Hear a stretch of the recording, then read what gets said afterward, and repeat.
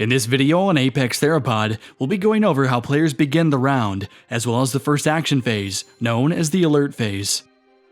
Now, in Apex Theropod, players act as incredible prehistoric creatures, sometimes known as dinosaurs.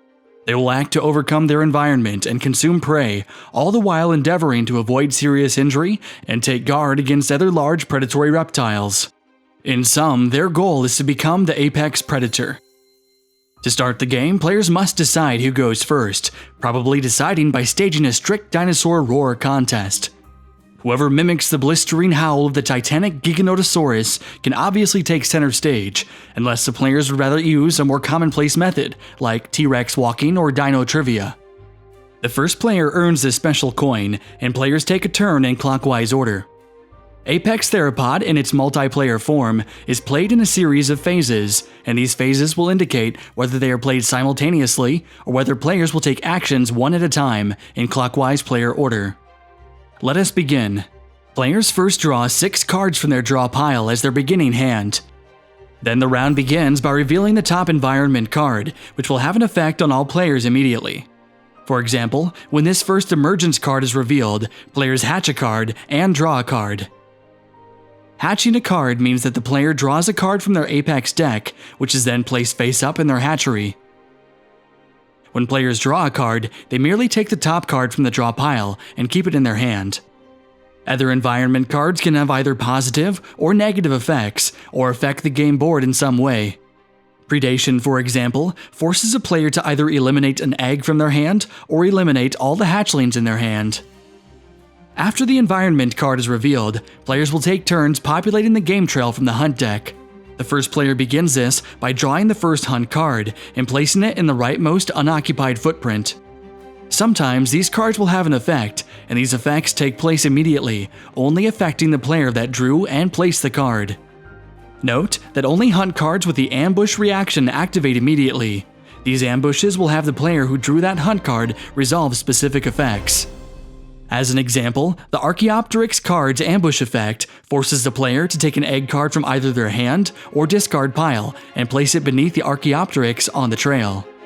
Other cards in the game trail will also have effects throughout the game, like when they're hunted or when alert cards are played, but those will be introduced later on. Players will continue taking turns populating the game trail and being affected by the ambushes until all footprints are occupied. The first player then populates the Evolve pool, drawing cards from the Evolve deck and filling the unoccupied footprints from right to left. Players will be able to purchase these Evolve cards for their species during the final action phase, known as the purchase phase. Now that the round has begun, players will move on to the action phases, which are made up of the alert phase, ambush phase, hand evolve phase, hunt phase, and purchase phase. As mentioned previously, each phase is played either simultaneously or in player order. The alert phase is the first phase, and this phase is executed in player order. Thematically, alert cards act as noises that alert hunted animals, and these are typically detrimental, causing the creatures to run, defend, or even attack. The player plays all alert cards in their hand, placing them face up on their playing field. This triggers the effect whereby the player must move any apex cards in their ambush point to their discard pile. Additionally, all alert effects on the cards in the game trail are also activated from left to right.